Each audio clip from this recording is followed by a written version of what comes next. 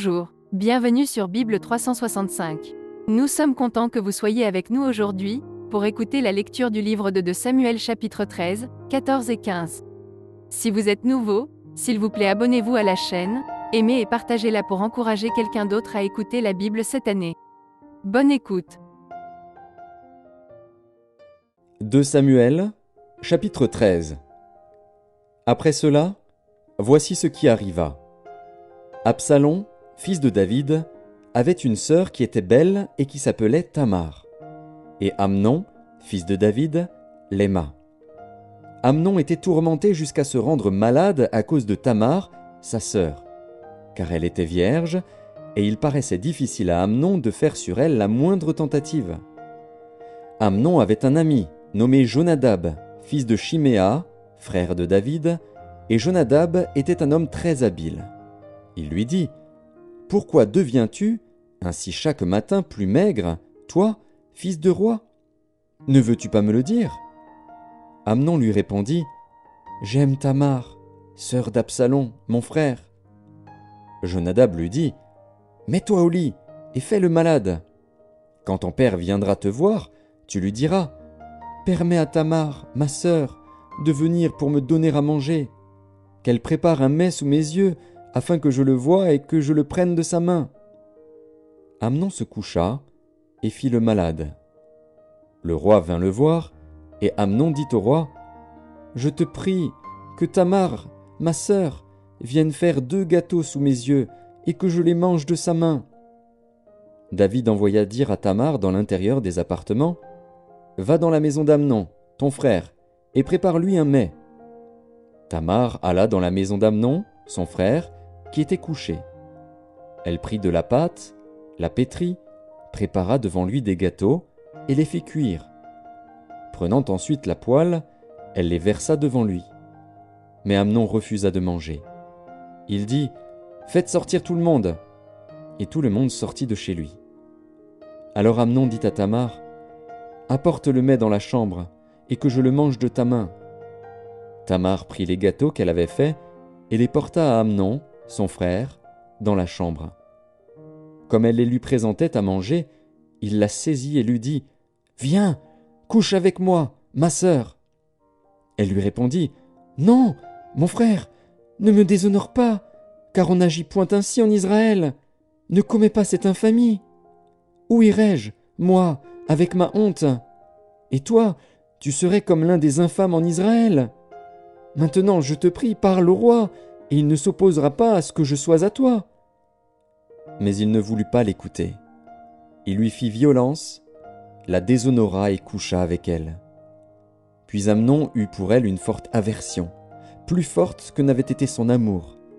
Et il lui dit : « Lève-toi, va-t'en. » Elle lui répondit : « N'augmente pas, en me chassant, le mal que tu m'as déjà fait. » Il ne voulut pas l'écouter, et appelant le garçon qui le servait, il dit : « Qu'on éloigne de moi cette femme et qu'on la mette dehors, et ferme la porte après elle. » Elle avait une tunique de plusieurs couleurs, car c'était le vêtement que portaient les filles du roi, aussi longtemps qu'elles étaient vierges.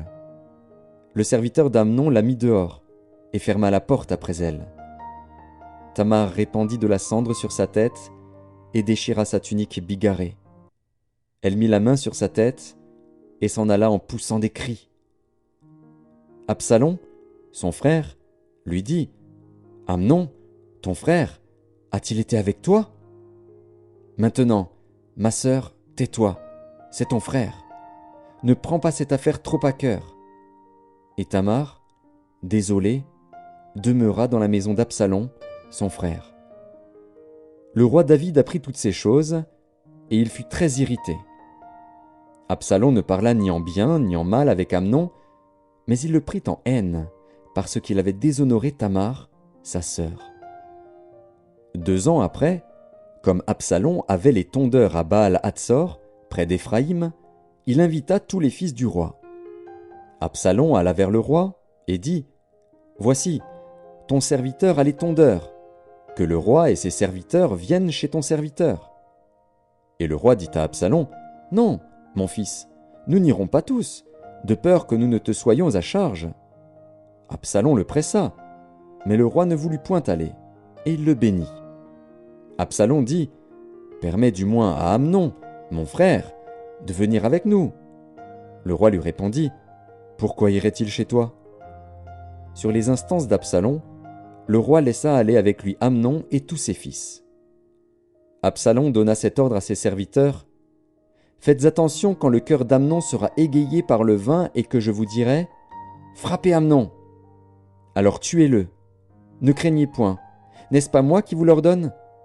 Soyez fermes et montrez du courage. » Les serviteurs d'Absalom traitèrent Amnon comme Absalom l'avait ordonné. Et tous les fils du roi se levèrent, montèrent chacun sur son mulet, et s'enfuirent. Comme ils étaient en chemin, le bruit parvint à David qu'Absalom avait tué tous les fils du roi, et qu'il n'en était pas resté un seul. Le roi se leva, déchira ses vêtements, et se coucha par terre. Et tous ses serviteurs étaient là, les vêtements déchirés.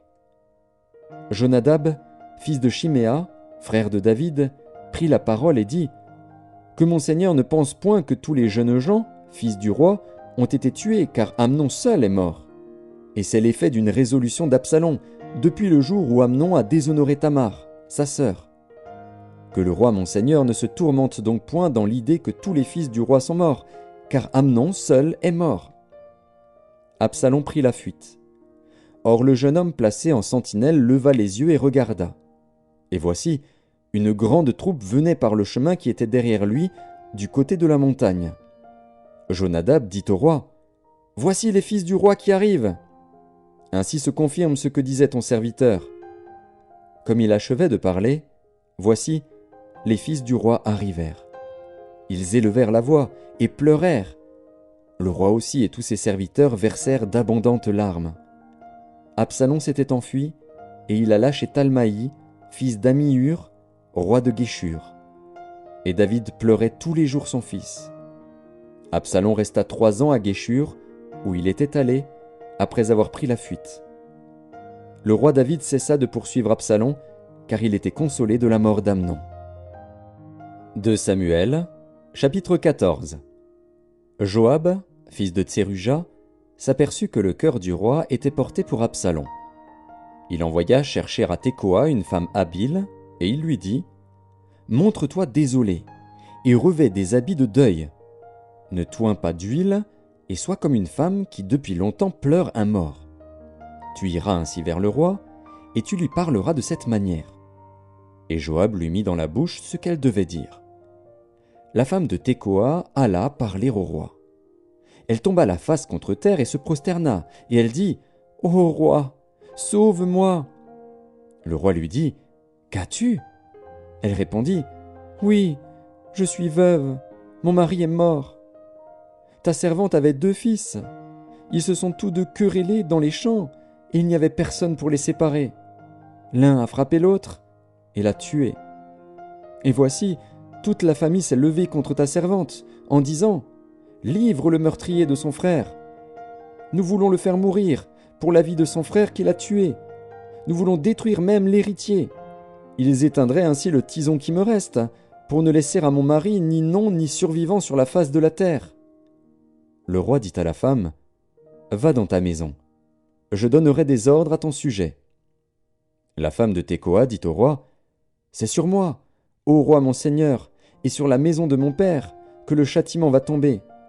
Le roi et son trône n'auront pas à en souffrir. » Le roi dit, « Si quelqu'un parle contre toi, amène-le-moi, et il ne lui arrivera plus de te toucher. » Elle dit, « Que le roi se souvienne de l'Éternel, ton Dieu, afin que le vengeur du sang n'augmente pas la ruine et qu'on ne détruise pas mon fils. » Et il dit, « L'Éternel est vivant, il ne tombera pas à terre un cheveu de ton fils. » La femme dit, « Permets que ta servante dise un mot à mon seigneur le roi. » Et il dit, « Parle. » La femme dit, « Pourquoi penses-tu de la sorte à l'égard du peuple de Dieu, puisqu'il résulte des paroles mêmes du roi que le roi est comme coupable en ne rappelant pas celui qui l'a proscrit ?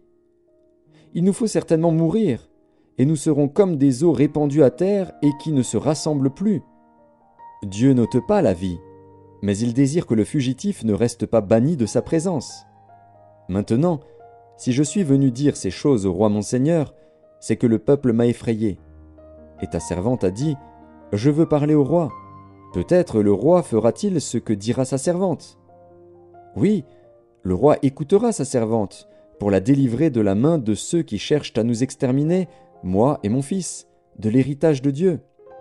Ta servante a dit, que la parole de mon seigneur le roi me donne le repos, car mon seigneur le roi est comme un ange de Dieu, prêt à entendre le bien et le mal, et que l'Éternel, ton Dieu, soit avec toi. Le roi répondit et dit à la femme, ne me cache pas ce que je vais te demander. Et la femme dit, que mon seigneur le roi parle. Le roi dit alors, la main de Joab n'est-elle pas avec toi dans tout ceci? Et la femme répondit, aussi vrai que ton âme est vivante, ô roi mon seigneur, il n'y a rien à droite ni à gauche de tout ce que dit mon seigneur le roi. C'est, en effet, ton serviteur Joab qui m'a donné des ordres et qui a mis dans la bouche de ta servante toutes ces paroles. C'est pour donner à la chose une autre tournure que ton serviteur Joab a fait cela. Mais mon Seigneur est aussi sage qu'un ange de Dieu pour connaître tout ce qui se passe sur la terre. Le roi dit à Joab, « Voici, je veux bien faire cela. Va donc, ramène le jeune homme Absalom. » Joab tomba la face contre terre et se prosterna, et il bénit le roi. Puis il dit, « Ton serviteur connaît aujourd'hui que j'ai trouvé grâce à tes yeux, ô roi mon Seigneur, puisque le roi agit selon la parole de son serviteur. » Et Joab se leva et partit pour Guéshur, et il ramena Absalom à Jérusalem. Mais le roi dit qu'il se retire dans sa maison, et qu'il ne voie point ma face. Et Absalom se retira dans sa maison, et il ne vit point la face du roi.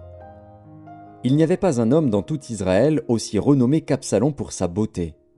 Depuis la plante du pied jusqu'au sommet de la tête, il n'y avait point en lui de défaut. Lorsqu'il se rasait la tête, c'était chaque année qu'il se la rasait, parce que sa chevelure lui pesait, le poids des cheveux de sa tête était de 200 cycles, poids du roi. Il naquit à Absalom 3 fils, et une fille nommée Tamar, qui était une femme belle de figure. Absalom demeura 2 ans à Jérusalem, sans voir la face du roi. Il fit demander Joab, pour l'envoyer vers le roi. Mais Joab ne voulut point venir auprès de lui. Il le fit demander une seconde fois, et Joab ne voulut point venir. Absalom dit alors à ses serviteurs, « Voyez, le champ de Joab est à côté du mien. Il y a de l'orge, allez et mettez-y le feu. » Et les serviteurs d'Absalom mirent le feu au champ. Joab se leva et se rendit auprès d'Absalom, dans sa maison. Il lui dit, « Pourquoi tes serviteurs ont-ils mis le feu au champ qui m'appartient » Absalom répondit à Joab, « Voici, je t'ai fait dire, viens ici, et je t'enverrai vers le roi, afin que tu lui dises, pourquoi suis-je revenu de Guéshur?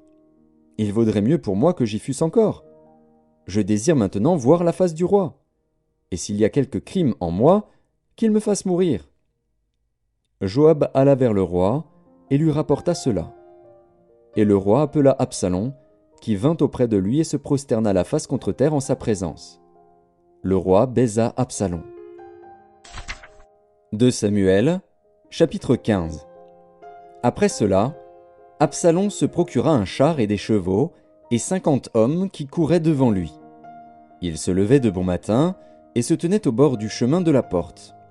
Et chaque fois qu'un homme ayant une contestation se rendait vers le roi pour obtenir un jugement, Absalom l'appelait et disait « De quelle ville es-tu » Lorsqu'il avait répondu « Je suis d'une telle tribu d'Israël », Absalom lui disait « Vois, ta cause est bonne et juste, mais personne de chez le roi ne t'écoutera. » Absalom disait « Qui m'établira juge dans le pays ? Tout homme qui aurait une contestation et un procès viendrait à moi, et je lui ferais justice. » Et quand quelqu'un s'approchait pour se prosterner devant lui, il lui tendait la main, le saisissait et l'embrassait. Absalom agissait ainsi à l'égard de tous ceux d'Israël qui se rendaient vers le roi pour demander justice. Et Absalom gagnait le cœur des gens d'Israël. Au bout de 40 ans, Absalom dit au roi, « Permets que j'aille à Hébron pour accomplir le vœu que j'ai fait à l'Éternel. Car ton serviteur a fait un vœu, pendant que je demeurais à Guéshur en Syrie. J'ai dit, si l'Éternel me ramène à Jérusalem, je servirai l'Éternel. » Le roi lui dit, « Va en paix. » Et Absalom se leva et partit pour Hébron. Absalom envoya des espions dans toutes les tribus d'Israël pour dire, « Quand vous entendrez le son de la trompette, vous direz, « Absalom règne à Hébron. » 200 hommes de Jérusalem, qui avaient été invités, accompagnèrent Absalom, et ils le firent en toute simplicité, sans rien savoir.